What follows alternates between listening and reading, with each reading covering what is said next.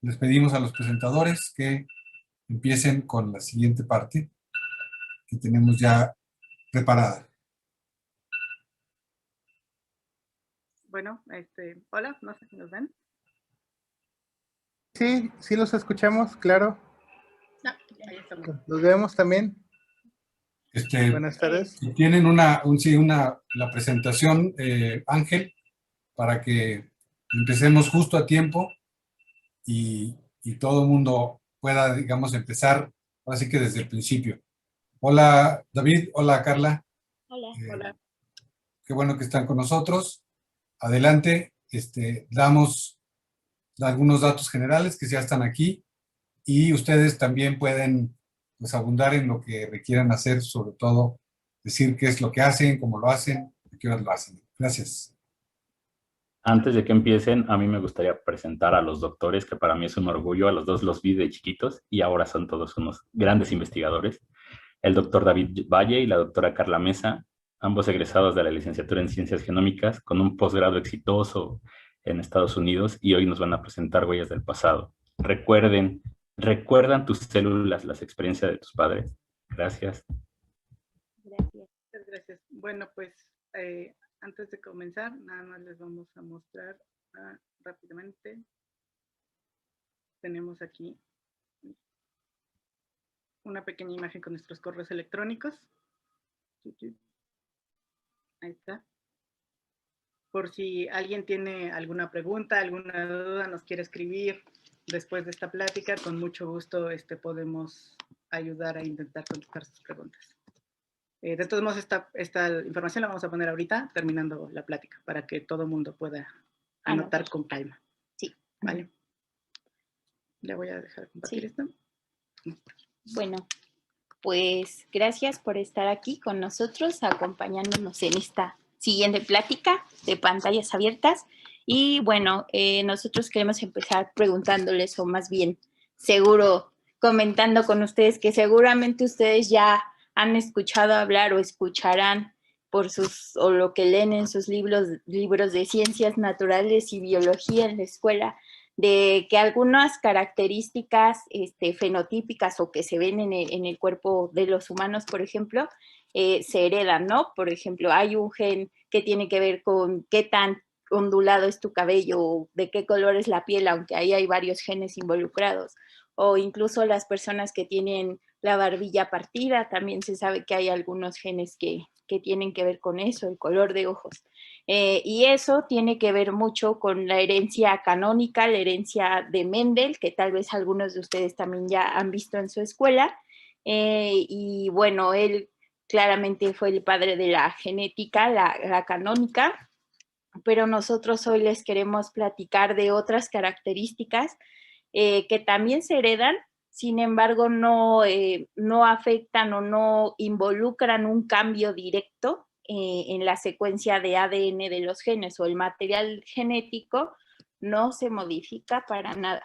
Entonces, este es un nuevo tipo o bueno, no nuevo, es otro tipo de herencia que les vamos a platicar y de los cuales ya hay evidencia, y muy recientemente, en cuanto a tiempo científico hablando, pues se ha venido estudiando, ¿no? Entonces queremos platicarles sobre eso y cómo se relaciona esto con lo que nosotros hacemos diario en nuestras investigaciones actuales en el Lab de Neuroinmunobiología del IBT. Bueno, pues como seguramente ustedes ya se habrán dado cuenta con todas estas pláticas de pantallas abiertas y los que hayan tenido la oportunidad de venir al IBT cuando todavía podíamos hacer puertas abiertas, pues sabemos que los científicos esencialmente nuestro trabajo es ser detectives. Los científicos nos dedicamos a ir siguiendo diferentes tipos de huellas que a veces son medio confusas, pueden estar medio borrosas, pero que finalmente nos pueden llegar a lugares muy interesantes. Estas huellas pueden ser de diferentes tipos. Pueden ser huellas que sigamos acerca de eventos que están sucediendo en el presente, por ejemplo, la pandemia de COVID. Hay muchos científicos siguiendo las huellas del COVID para ver qué es lo que pasa y varios de ellos los han escuchado aquí en pantallas. Otras personas se enfocan en huellas de descubrimientos que nos pueden abrir nuevas avenidas hacia el futuro, que también seguramente habrán escuchado sobre muchas investigaciones en el IBT que pueden tener aplicaciones muy interesantes hacia el futuro. Y de lo que les vamos a estar hablando nosotros son de huellas que tienen que ver con el pasado.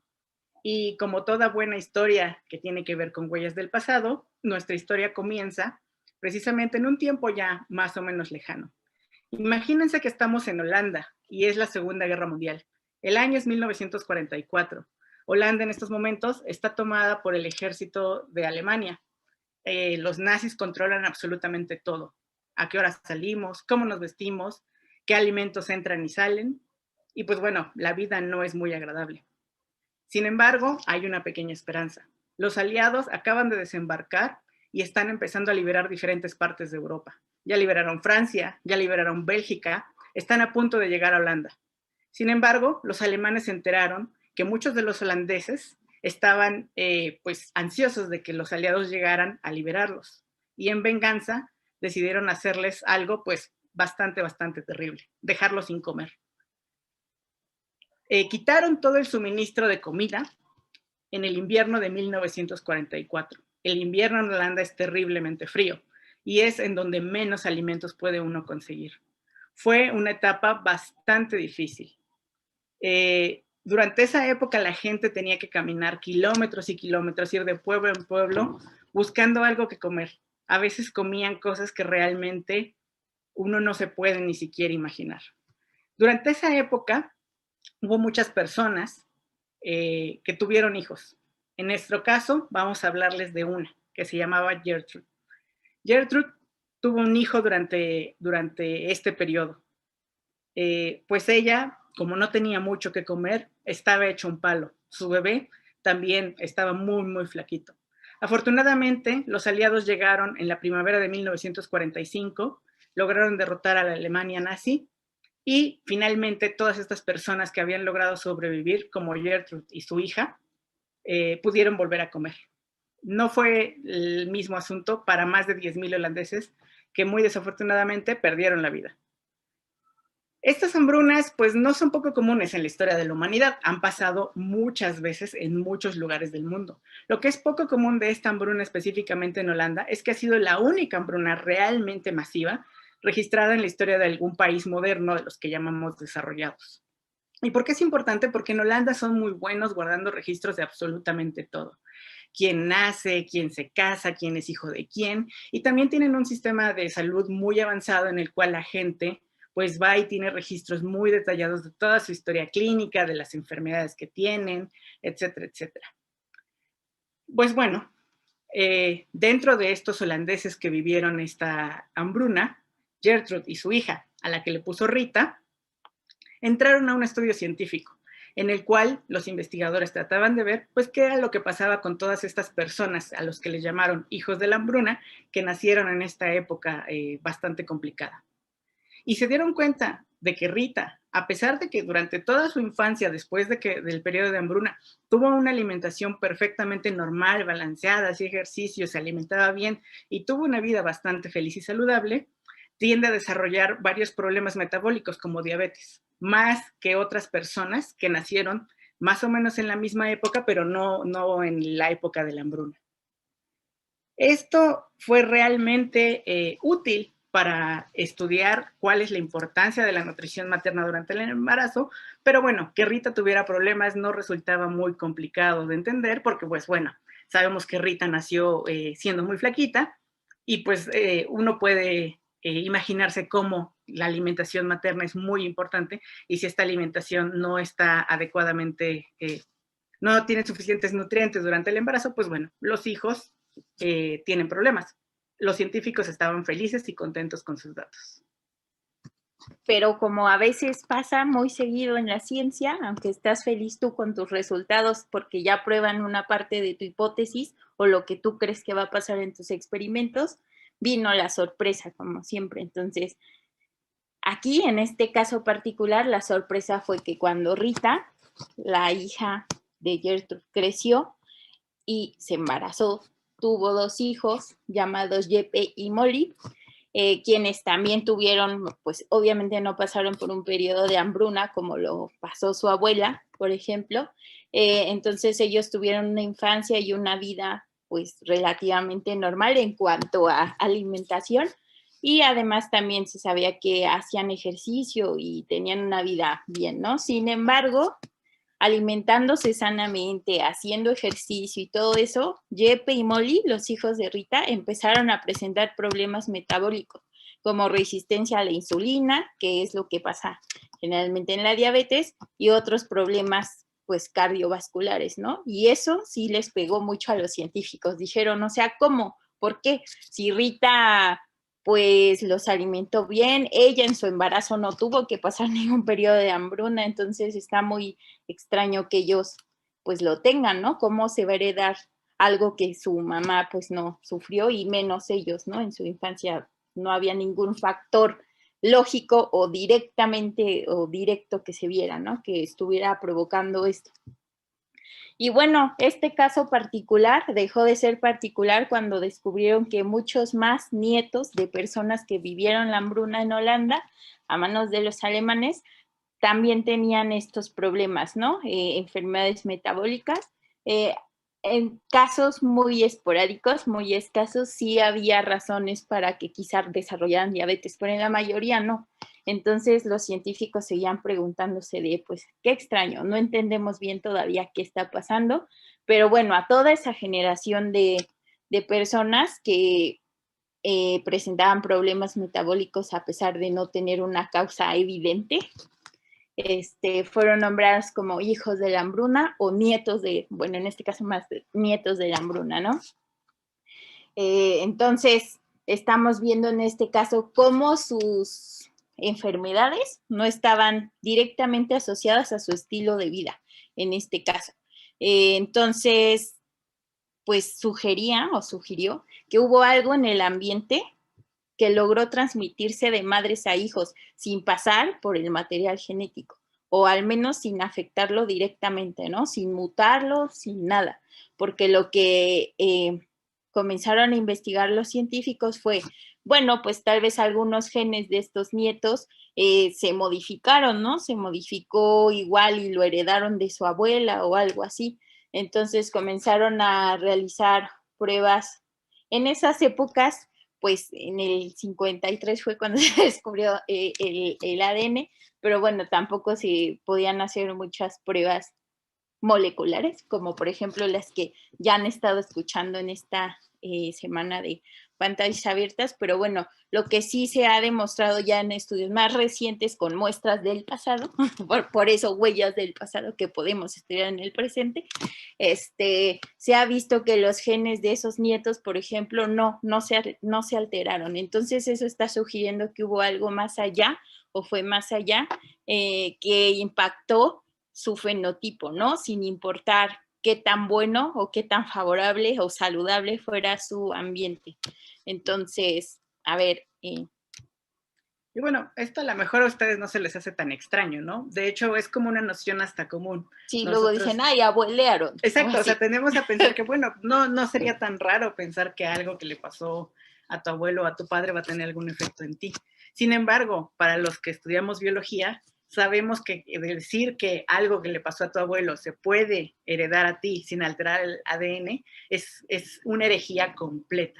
¿Y por qué? Porque, bueno, este debate de saber si las cosas que te suceden se pueden heredar sin alterar el ADN es un debate que tiene muchísimos años y que de hecho es un debate que se resolvió desde finales de 1800. ¿Y cómo se resolvió? Bueno, pues como lo resolvemos los científicos, haciendo experimentos.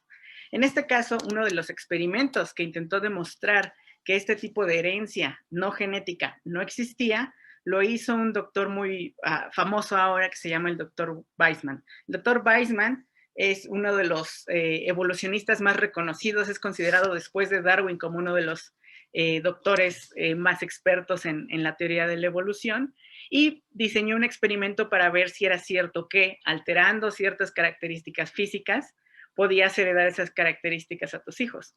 Y lo que utilizó son ratones de laboratorio, que es un modelo de estudio que hoy en día en nuestro laboratorio seguimos ocupando.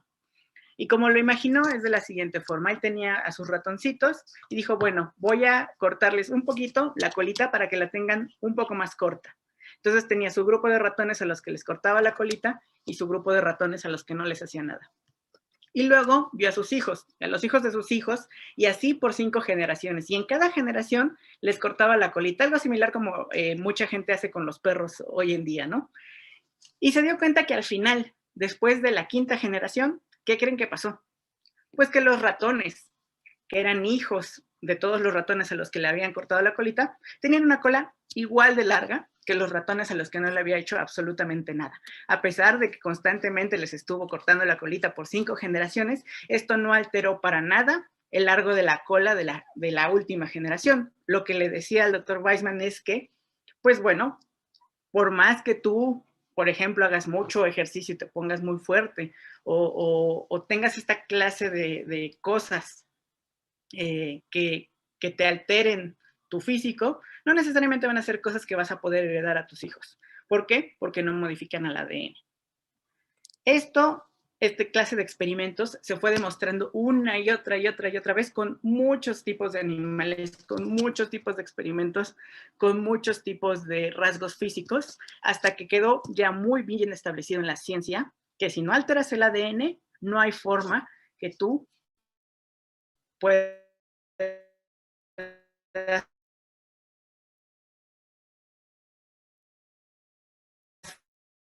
heredar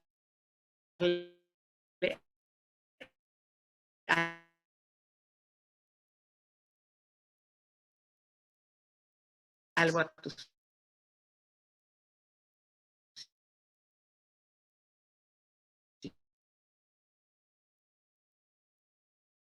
hijos.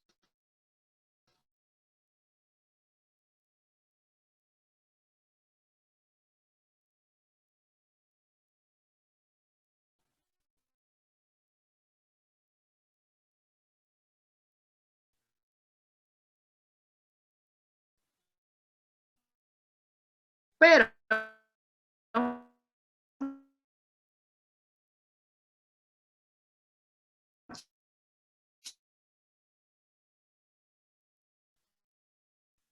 es que además de estos datos,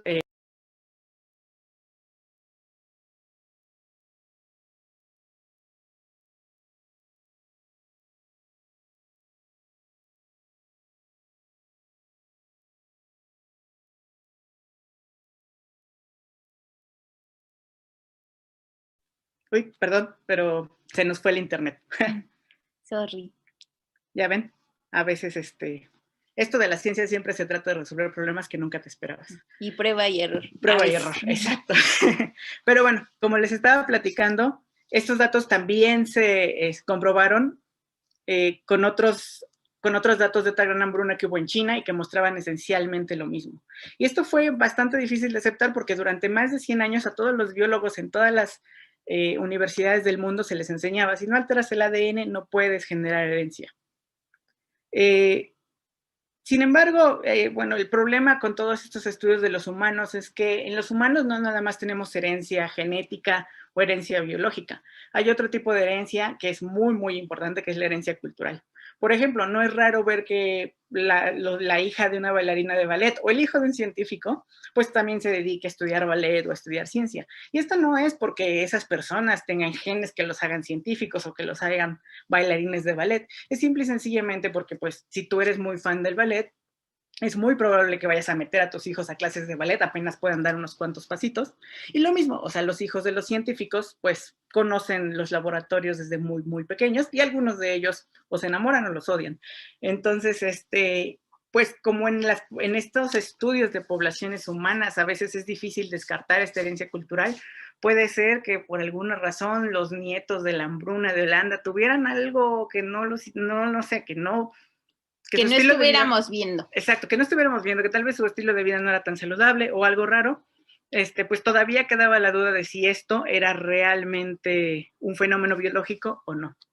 Entonces, para demostrar eso, si era biológico o era otra cosa, los científicos decidieron seguir haciendo lo que más nos gusta hacer, que son experimentos, aunque a veces salen y a veces nos hacen tristes hasta que los logramos hacer. Pero bueno, aquí el chiste es hacerles saber a ustedes también la importancia de tener organismos modelo, ¿no? Pequeños, como lo mencionó David.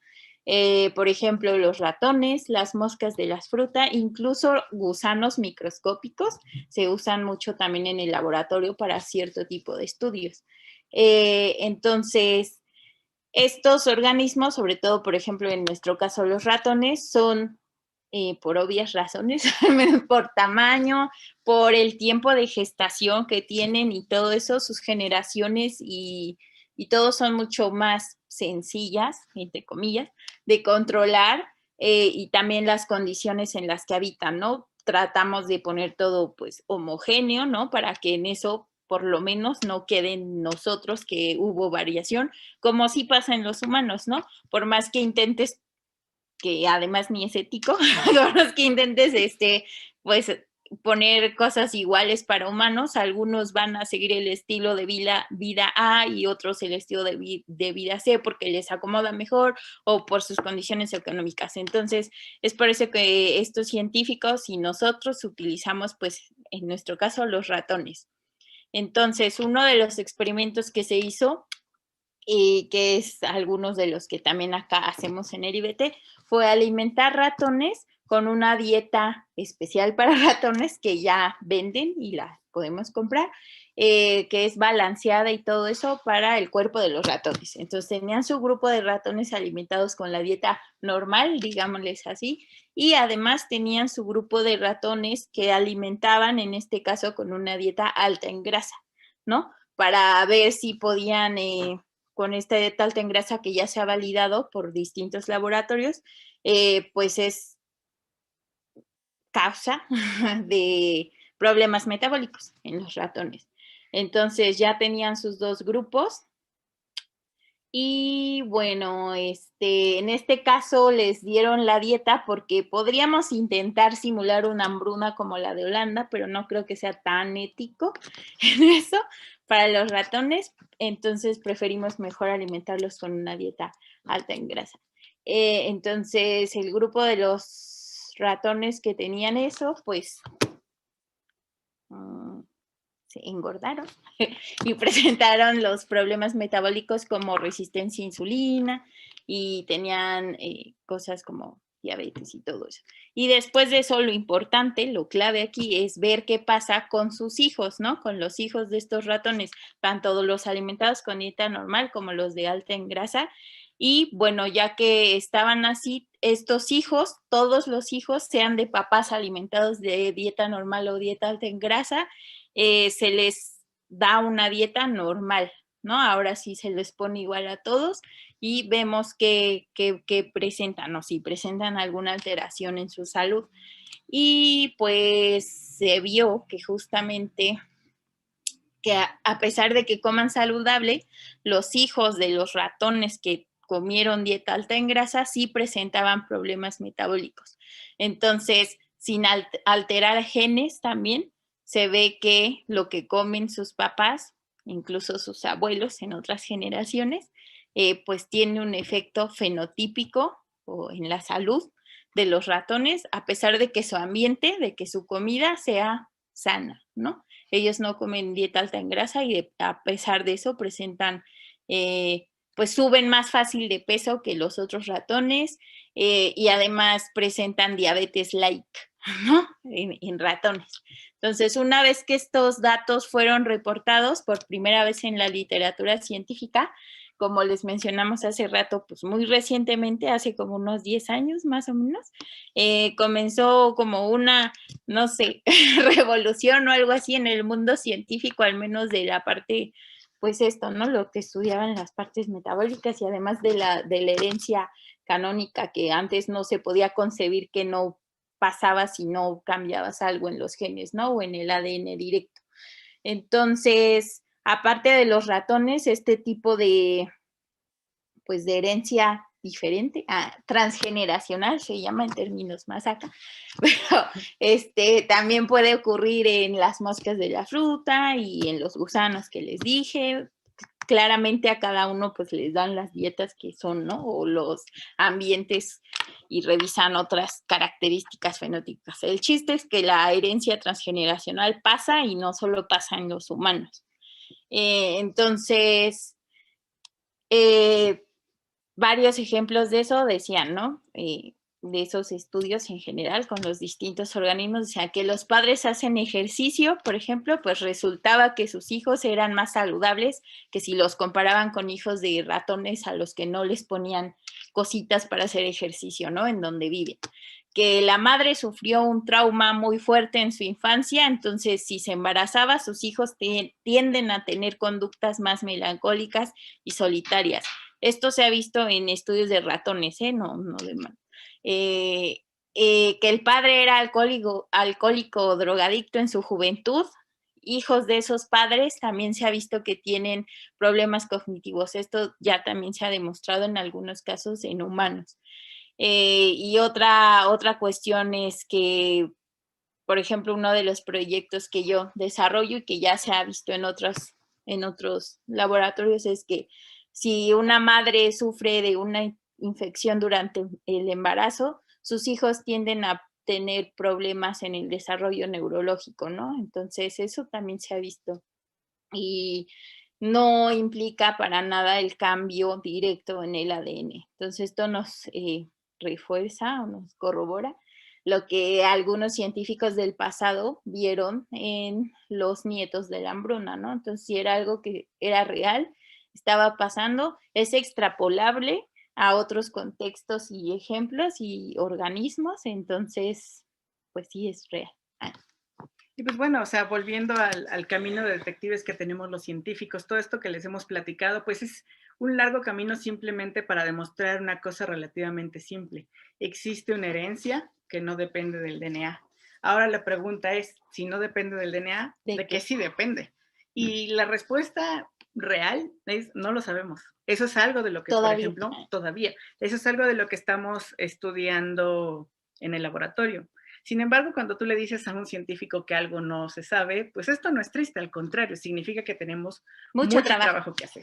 Y es un trabajo que si a ustedes les interesa, inclusive si estudian ciencia, podrían ustedes tal vez responder alguna de las muchas preguntas que quedan, como por ejemplo, ¿qué experiencias se pueden transmitir y cuáles no? O sea, ya vimos algunos ejemplos de cosas que sí se transmiten, sabemos ejemplos de cosas que no, pero no sabemos qué es lo que diferencia unas de las otras, porque hay cosas que sí se heredan y porque hay cosas que no se heredan.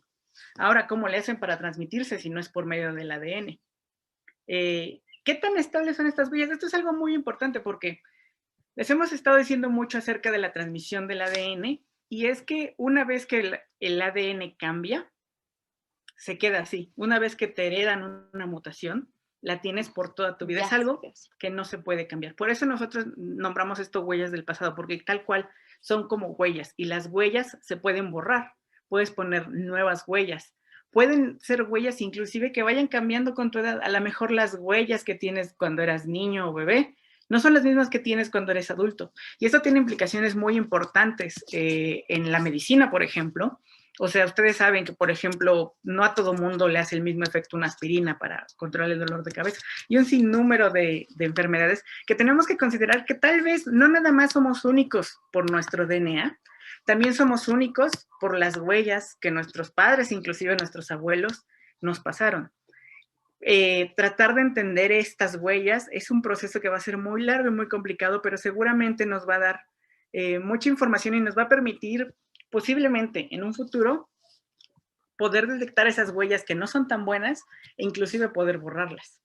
Entonces, esto es algo... utilizarlas, bueno, ya, prosigue, perdón. Y sí, yo digo al final. Y es algo que, pues, si a ustedes les interesa, es una carrera que ustedes también podrían seguir. Incluso pueden usar, bueno, lo que estaba diciendo, la información de esas huellas y sacar ventaja, ¿no? Para la parte de personalización de la medicina, que es hacia donde se dirige todavía en el futuro, pero sí la medicina, ¿no?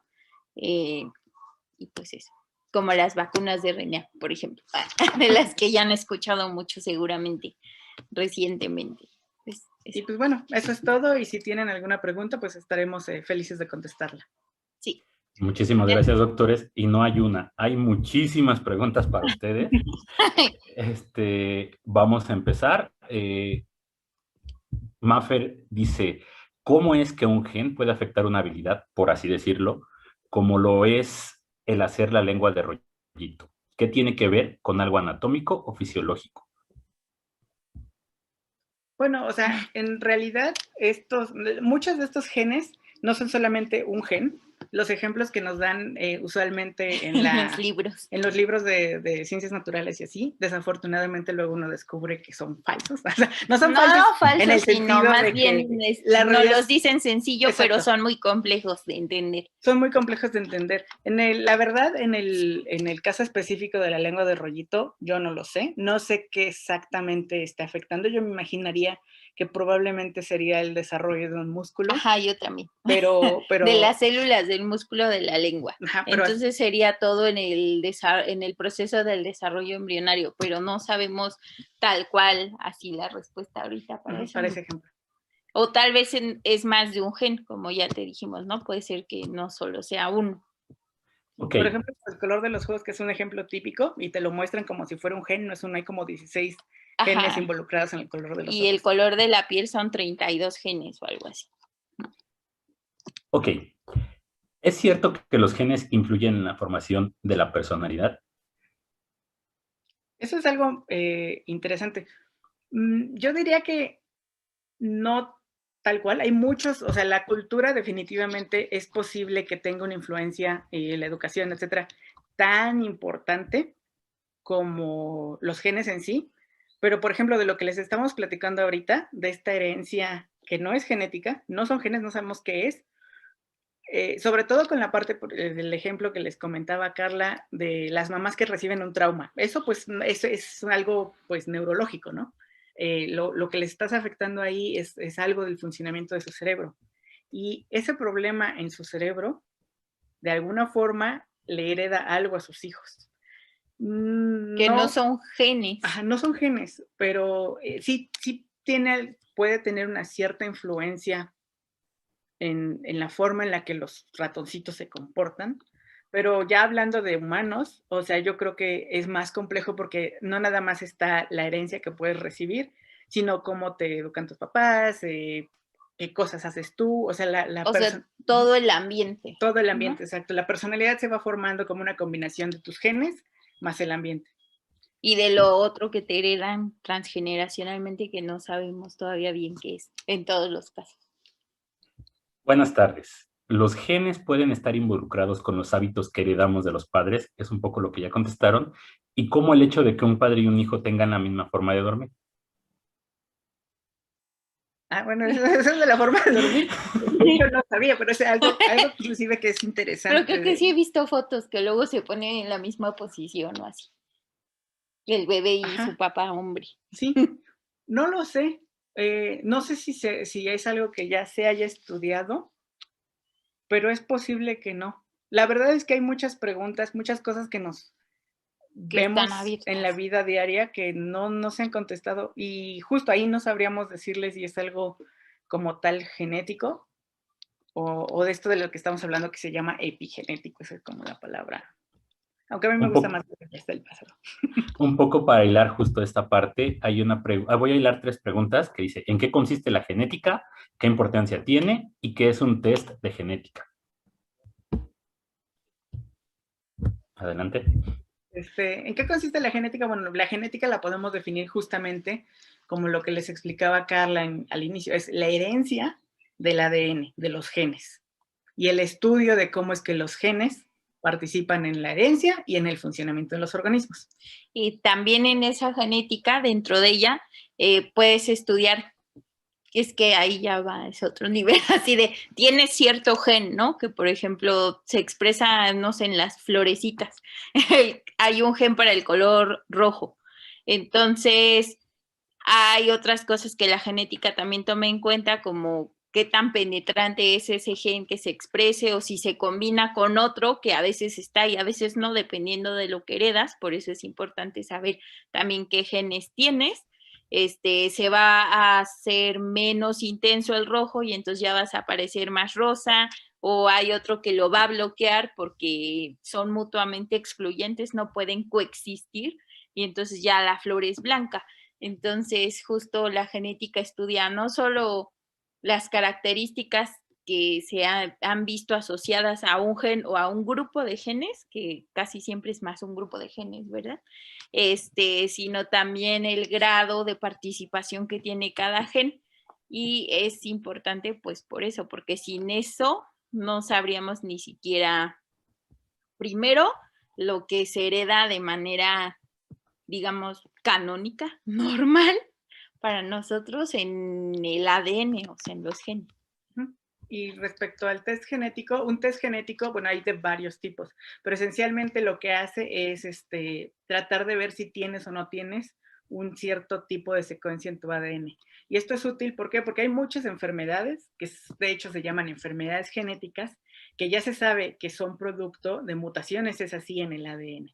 Entonces tú puedes hacer un test para saber si, por ejemplo, ya esto inclusive se hace a nivel de los fetos, de los embriones, si tiene ciertas mutaciones que están ligadas a ciertos síndromes.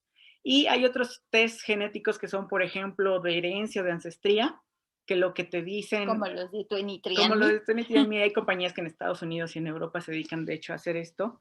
O de identificación, que lo que hacen es, de nuevo, utilizar tu información genética, que es única para ti, para decirte, quién eres. Por ejemplo, esto es lo que vemos mucho en las cuestiones forenses o policíacas, ¿no? Pueden, utilizando ciertas partes de tu genoma que son muy únicas entre diferentes individuos, identificar si ese pelito que estaba en la escena del crimen es tuyo o no era tuyo.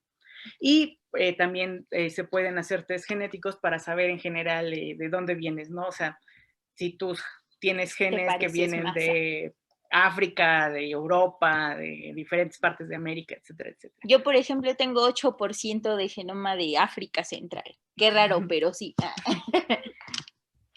Muy bien.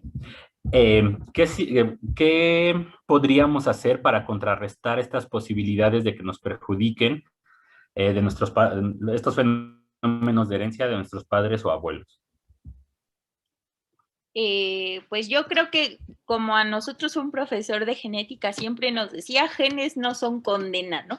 Entonces, igual creo que las huellas del pasado, estas que no son herencia normal, tampoco creo que sean tan condenatorias, solo más bien hay que encontrar un balance entre qué puedes estar haciendo para mejorar, en este caso de la dieta alta en grasa, por ejemplo, tu salud, pues mantenerte activo físicamente, ¿no? No toda la semana, pero al menos 3 veces o 4, y tener la dieta lo más balanceada que puedas y así. No sé, yo creo que es una combinación y un balance efectivo entre, pues al final creo que no todos nos estamos haciendo test genéticos a cada rato para ver qué huellas podría tener yo, pero, o tú, o David, o alguien, pero creo que siempre es bueno considerar también el ambiente en el que cada quien se desenvuelve, ¿no? No es el mismo el que tengo yo ahorita que el que tuve cuando viví en Estados Unidos, por ejemplo. Entonces creo que es encontrar... Okay. Aquí vienen unas preguntas que dice, ¿cuál es la estructura de la célula, por un lado? ¿Cómo se puede modificar el ADN? Y la otra es que ha habido un seguimiento más extenso del caso de la familia de Rita, o hasta cuándo paró. Bueno, tú la estructura. Lo de la célula. No, tú bueno, lo de la estructura de la célula, pues es una pregunta como muy global. Hay dos grandes tipos de células, las células con núcleo y las células sin núcleo. Las células con núcleo están estructuradas precisamente en un núcleo, que es el que tiene el ADN adentro, y un montón de organelos que los podemos imaginar como los órganos de la célula que están en la parte exterior, en el citoplasma. Y digamos, esa es como la estructura general. Las células que no tienen núcleo, pues bueno, tienen el DNA ahí flotando. Que son más las de bacterias. Que son más como bacterias. Entonces, las células procariotas. Eso es con respecto a la estructura. ¿Y cómo se puede modificar el ADN? De forma natural, bueno, ya se conocen algunas modificaciones que básicamente son químicas, ¿no? Se les agregan ciertos grupitos, así como los que ven en sus clases de química, no sé, hidroxilos, metilos y esas cositas, se les agrega directamente adentro en la célula, en el núcleo, donde está el ADN, se pueden, por ciertas otras proteínas que convierten cositas, entonces ellas les pueden pegar a su ADN directamente un grupo metilo, un grupo hidroxilo en diferentes posiciones, pero ya se sabe de varias de esas modificaciones, ¿no?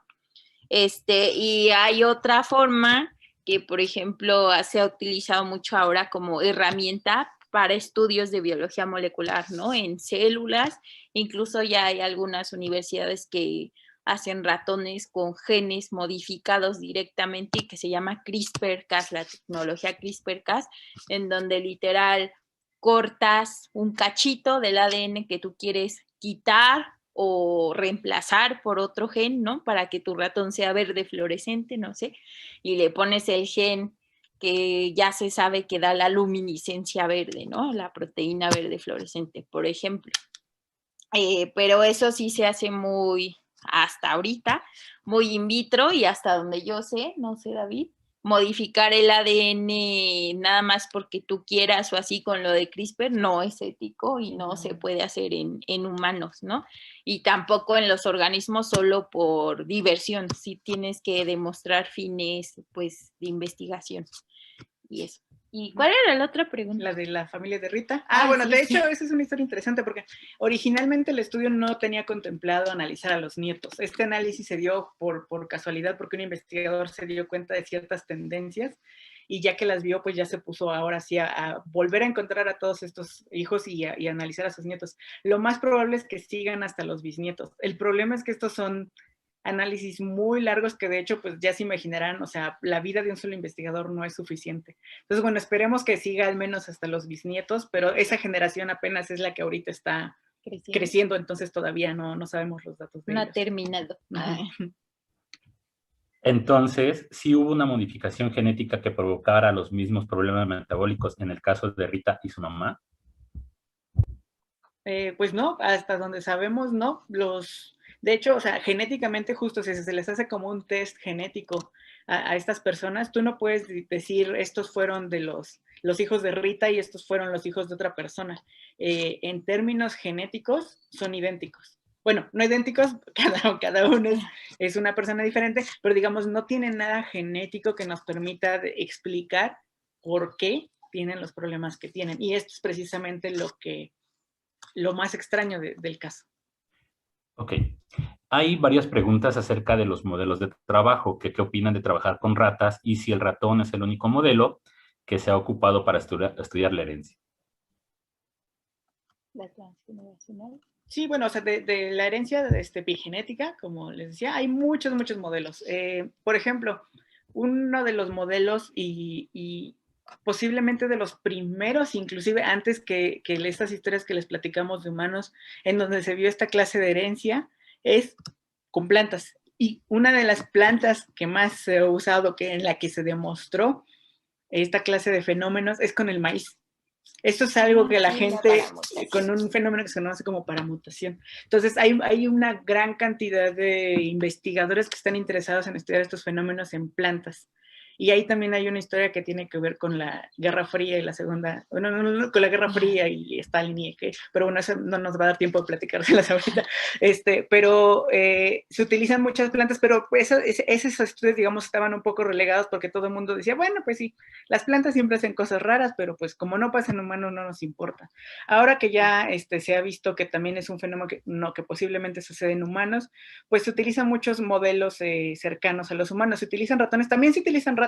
La razón por la cual nosotros no utilizamos ratas es que pues son más grandotas, consumen más alimento, más espacio y son un poco más caras, pero hay otros grupos que también usan ratas.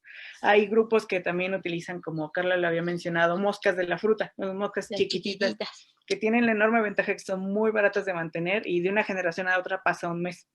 Entonces es rápido. Entonces es muy rápido, en 2-3 meses puedes analizar. Las generaciones de ratones son un poco más tardadas. Y también se llaman C. elegans, que también son un modelo de estudio que se ha utilizado para estudiar estos fenómenos muy común. Hay varios compañeros que están conectados que se interesan acerca de las discapacidades y su pregunta básicamente en general es si se pueden heredar de los padres o los abuelos, como el síndrome de Down, por ejemplo. Sí.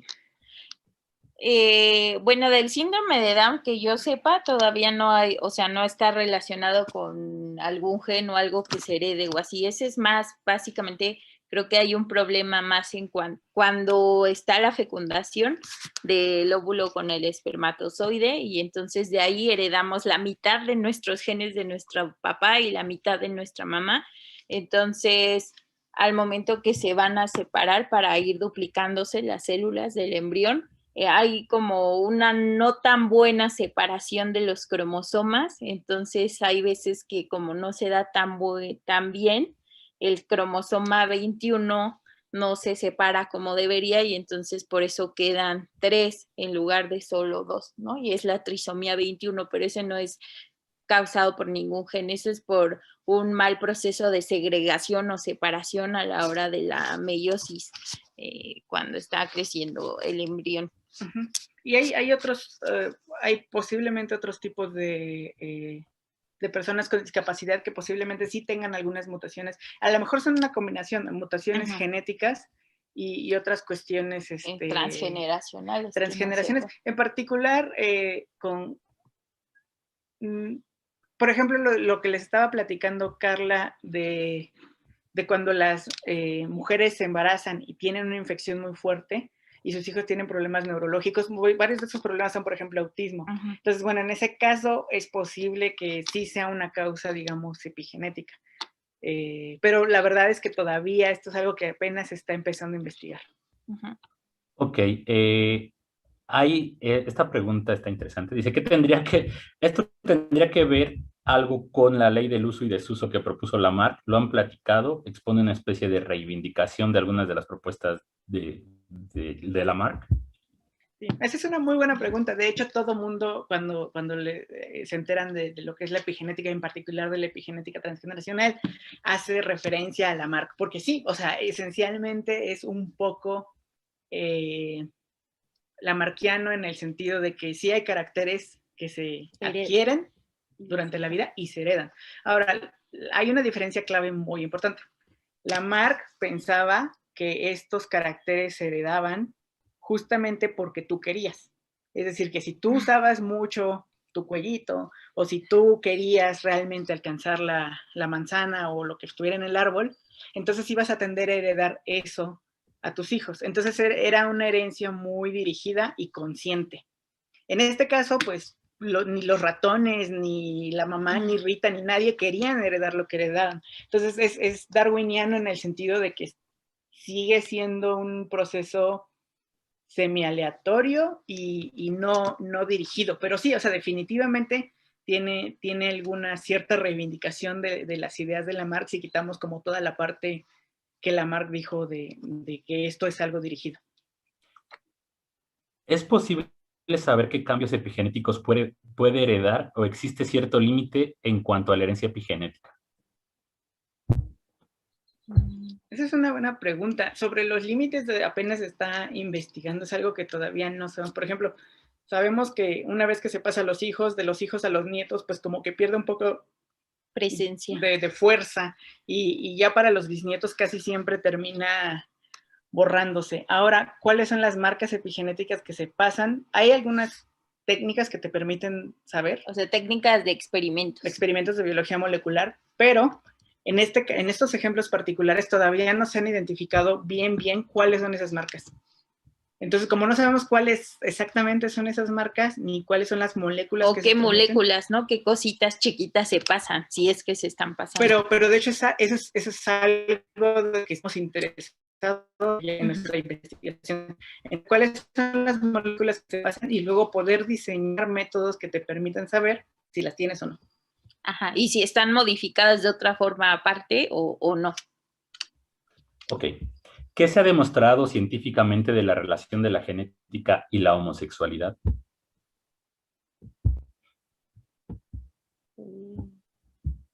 Ese es un tema complicado.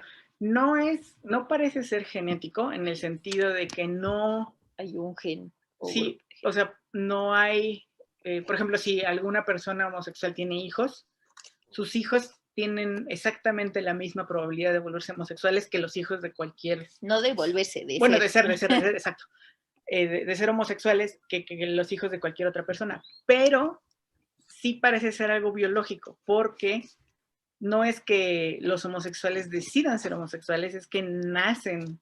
Es que son así. Son así, exacto. Entonces, es como cuando tú eres heterosexual, no es como que alguien te dijo, oye, ya hazte heterosexual a partir de los 5 años, no sé, o sea, así son. Y ya. Entonces, no se sabe exactamente qué es, pero es muy probable que sea un mecanismo que suceda muy temprano en el desarrollo. Ok. Hay otra pregunta que dice, tengo una pregunta poco común, pero que me ha resultado algo inquietante. Si existiera la reencarnación en la vida que conocemos, ¿nuestros traumas, dones, miedos podrían haberse desarrollado por una vida pasada? Está muy filosófico. Sí, la cuestión con los traumas y los miedos y es que, por ejemplo, en el caso de que tú aprendas inglés y tengas hijos, esa es una de las cosas que sabemos que no se pueden heredar. ¿Por qué? Porque aprender inglés requiere de que tengas ciertas conexiones neuronales en tu cerebro. Entonces, las conexiones que tú tienes en tu cerebro no es algo que necesariamente puedas heredarle a tus hijos. Entonces, debería existir un mecanismo que te permita transportar esa configuración en tu cabeza a tus hijos o a tu reencarnación para que pudieras, digamos, heredar esos traumas, esos miedos. Y ese mecanismo, hasta donde sabemos, no existe. Pero, o sea, sí es posible que tus traumas y tus miedos puedan tener ciertos efectos, como en el caso de los ratoncitos que tienen un trauma cuando las mamás están chiquitas, y pues eso les afecta a los hijos. No les afecta directamente que los hijos tengan el mismo trauma. Ajá, o el mismo recuerdo. Tengan el mismo miedo. Exacto. O sea, sí tiene un efecto, pero no es, digamos, trasladar o heredar directamente lo que le pasa a la mamá. Que tú viviste. Entonces, por eso son huellas, porque son realmente reflejos, pero no es una herencia de las vivencias tal cual. Ok, ya quedan un par de preguntas. Al final me gustaría que nos dijeran sus contactos para que continúen abordando los compañeros que están interesados. Y esta pregunta dice, ¿mis genes pueden coincidir con los de una persona que no es de mi familia? Pues entre humanos, el porcentaje de identidad o de qué tan igual es mi genoma al de David es bastantísimo alto, ¿no? Es 99. ¿Qué? 9%. 99.9% todos los humanos tenemos el mismo genoma. Entonces, por ejemplo, las agencias como el FBI o así que se especializan en identificar o genotipificar pues, cosas de personas que no saben o de escenas de crímenes o así, se basan ya en una cosa muy bien establecida, en regiones del genoma humano que son muy variables, ¿verdad? Son 13 en total hasta ahorita las que se tienen seleccionadas. Entonces son regiones muy variables y que es muy, muy raro, a menos que de verdad sea tu papá, tu mamá o tu hermano, que pues comparte cierta parte de los genomas, pues también de tus mismos papás, que se parezcan. Pero si no estás relacionado con alguien, va a ser casi imposible que te relacionen con él, al menos a nivel de genoma, ¿no? Sí, es muy poco probable.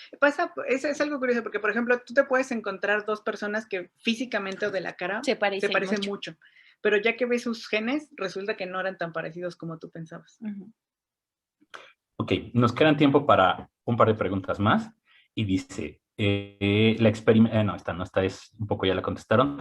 Entonces, ¿son variadas y no específicas las circunstancias que genera una mutación?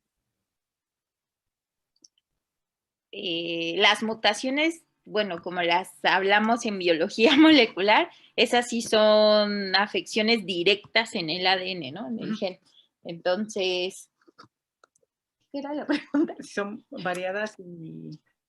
¿Cuál es el origen? ¿Por qué puede mutar? Básicamente esa es la pregunta. ¿Por qué se muta un gen? Pues si lo vemos muy evolutivamente, a veces surgen y se fijan, sobre todo las que se quedan, por ejemplo, es porque pero en tiempo hablando en millones de años, que son los tiempos normales de la evolución, ¿eh? No en 10 años, no. Porque le generan o le presentan alguna ventaja de adaptación al organismo en la que surgió la mutación y así, pero las que no se van borrando y quitando son deleterias, incluso a veces pues mutan, son mutaciones que pasan al azar y varias de ellas pues son incluso hasta letales, ¿no? A veces hay fetos que desde la etapa de fetos tienen una mutación muy así o en un gen muy súper importante para el desarrollo y se autoabortan y así porque son. Entonces en general pues son azarosas. Sí, y, o sea, las causas pueden ser, digamos, internas. Cuando las células se dividen, pues nuestro genoma es larguísimo. Es una cosa, una bestialidad de 3 gigas de información que se tiene que copiar. Entonces, en la copia a veces pueden meterse errores. Entonces, son mutaciones que ocurren de forma natural y, digamos, no las podemos evitar, ocurren a lo largo de nuestra vida. Y entre más viejitos seamos, es más probable que pasen esas mutaciones. Por ejemplo, son muchos de los que causan cáncer. Por ejemplo, mutaciones en genes que se sabe que son muy importantes para protegernos de tumores, pues pasan, pero más ya cuando somos más viejitos. Y hay también ciertos agentes físicos externos que pueden causar mutaciones. Por ejemplo, varias, o sea, un montón de las cosas que tiene el cigarro causan un montón de mutaciones. Cosas como, por ejemplo, los rayos ultravioletas, si nos asoleamos demasiado tiempo sin bloqueador solar, sí, eso también causa mutaciones. Pónganse bloqueador solar. y muchos otros agentes que, algunos que se usaban comúnmente antes, que justo como se han descubierto que pueden mutar el DNA, pues ya no se utilizan. Ok. Y la última, ¿cuál es la diferencia entre epigenética y herencia transgeneracional? Sí, son como parte de lo mismo. O sea, de hecho, el término formal completo es herencia epigenética transgeneracional. Así largo. Así de largo. Cuando tú dices herencia transgeneracional, te refieres literalmente a herencia de padres a hijos o de hijos a nietos. Si solamente hablas de epigenética, te puedes estar refiriendo a cambios, pero que no necesariamente se heredan. Hay cambios epigenéticos, por ejemplo, que pueden surgir a lo largo de la vida de un organismo, justamente que se van modificando entre más viejito te haces, pero pues no necesariamente se heredan. Entonces, si no se heredan a la siguiente generación, son solamente epigenéticos. Ok.